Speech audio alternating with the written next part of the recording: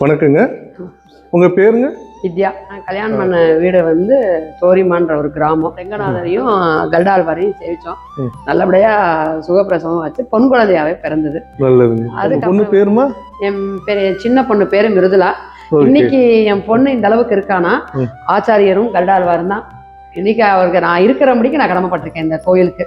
ரொம்ப நல்லது. என்ன இந்த தோரிமான் பார்த்தீங்கன்னா வந்தவங்களை வாழ வைக்கும் போது அதாவது கஷ்டம்னு வந்துட்டாங்கன்னா இப்ப அதே மாதிரி இங்க இருக்கிறவங்களும் பார்த்தீங்கன்னா செல்வ செழிப்பா இருந்திருக்காங்க. இந்த அக்ரஹாரத்துல வந்து இந்த சாத்திரின் இருக்காரு. அவர் தான் வந்து அந்த நாளில இருந்தே காலையில தவறாம வந்து பெருமாளுக்கும் பார்த்துட்டு ஆச்சாரியருக்கும் பார்த்துட்டு இன்னைக்கு அவங்களும் இன்னைக்கு இந்த கோயில் இவ்வளவு தடவை இருக்குன்னா இந்த சேஷாத்திரியும் கைங்கரியம் சாமிக்கு பண்ணிக்கிட்டு இருக்காங்க. அவருக்கும் நம்ம ஒரு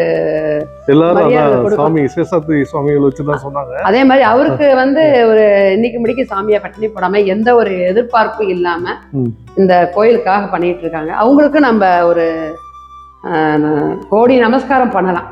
நன்றி நன்றி. ரொம்ப அருமையா சொன்னீங்க. ரொம்ப நன்றி. நன்றி.